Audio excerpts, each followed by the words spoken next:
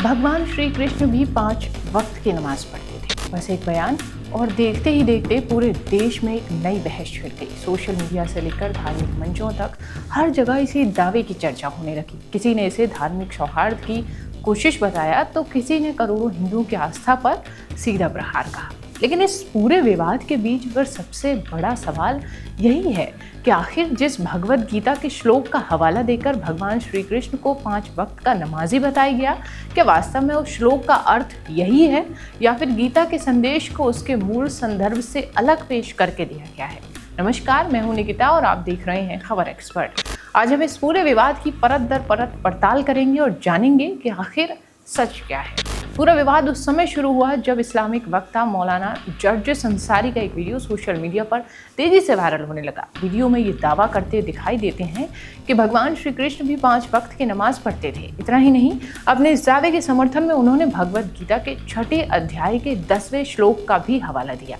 मौलाना का कहना था कि अगर कोई उस श्लोक को पढ़ ले तो उसे समझ में आ जाएगा कि श्री कृष्ण भी वो करने की शिक्षा दे रहे हैं जिसे इस्लाम में नमाज कहा जाता है। वीडियो वायरल होते ही लोगों ने सवाल उठाने शुरू कर दिए कि क्या वास्तव में गीता में ऐसा कुछ लिखा है या फिर किसी धर्म ग्रंथ की व्याख्या उसके मूल अर्थ से अलग करके की जा रही है। अब सबसे पहले उसी श्लोक को समझते हैं। भगवत गीता के 6 अध्याय का 10वां श्लोक योग साधना से जुड़ा है। इसमें भगवान श्री कृष्ण अर्जुन से कहते हैं कि योगी को एकांत स्थान पर बैठकर मन और इंद्रियों को संयमित रखते हुए इच्छा और संग्रह की भावना से मुक्त होकर निरंतर ध्यान का अभ्यास करना चाहिए। गीता के प्रतिष्ठित अनुवादों और भाष्यों में भी इस श्लोक की व्याख्या योग, ध्यान, आत्मसंग के रूप में की गई है। कहीं भी इस श्लोक का सीधा संबंध इस्लामी नमाज से नहीं बताया गया है। वहीं वजह है कि कई विद्वानों और धार्मिक जानकारों ने मौलाना के दावों पर आपत्ति जताई और कहा कि किसी भी धर्म ग्रंथ की व्याख्या उसके मूल संदर्भ के अनुसार ही की जानी चाहिए। यहीं से विवाद और भी तेज हो गया। कई हिंदू संगठनों ने इस बयान को धार्मिक भावनाओं को आहत करने वाला बताते हुए विरोध किया। अलग अलग जगहों पर शिकायतें दर्ज कराने और कानूनी कार्रवाई की भी खबरें सामने आईं। इसी बीच वेव 1 से भी एक अहम प्रतिक्रिया सामने आई। मुस्लिम राष्ट्रीय मंच के मेरठ प्रांत संयोजक राव मुशर्रफ अली पुंडीर ने भगवान श्री कृष्ण पर की गई इस टिप्पणी की आलोचना करते हुए कहा कि करोड़ों सनातनियों की आस्था के केंद्र भगवान श्री कृष्ण के संबंध में इस तरह के बयान सामाजिक सौहार्द को प्रभावित करते हैं। उन्होंने भारत सरकार और उत्तर प्रदेश सरकार से मामले में सख्त कानूनी कार्रवाई करने और मौलाना जर्जिस अंसारी की जल्द गिरफ्तारी की भी मांग की है। सरकार से निवेदन करता हूं कि मौलाना जर्जिस की टिप्पणी से कानून व्यवस्था प्रभावित होने का पूरा खतरा है। देश का माहौल खराब हो सकता है। इसलिए मौलाना जर्जिस की गिरफ्तारी और सख्त से सख्त कार्रवाई बहुत जल्दी होनी चाहिए। इसके बाद ये विवाद केवल हिंदू संगठनों तक सीमित नहीं रहा, बल्कि मुस्लिम समाज के कुछ प्रतिनिधि की ओर से भी इस बयान पर आपत्ति दर्ज कराई गई।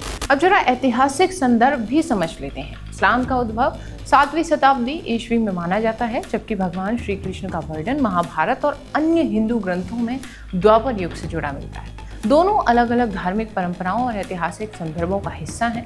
इसलिए विशेषज्ञों का ये मानना है कि किसी भी धर्म ग्रंथ की व्याख्या उसके मूल संदर्भ और प्रमाणित अर्थ के अनुसार ही किया जाना चाहिए। इस विवाद के बाद कई संतों और धार्मिक नेताओं ने भी बयान की आलोचना करते हुए कार्रवाई की मांग की। वहीं दूसरी ओर कुछ लोगों ने यह भी कहा कि धार्मिक विषयों पर चर्चा करते समय तथ्यों और संयमित भाषा का इस्तेमाल किया जाना चाहिए ताकि समाज में अनावश्यक तनाव पैदा न हो। यही वजह है कि ये मामला अब केवल एक वायरल वीडियो का नहीं रह गया, बल्कि धार्मिक व्याख्या और सामाजिक जिम्मेदारी का भी विषय बन चुका है। अब सवाल बड़ा यही है कि क्या किसी भी धर्म ग्रंथ की किसी भी पंक्ति का आधार या अर्थ अपनी सुविधा के अनुसार बदलकर लोगों के सामने रखा जाना चाहिए?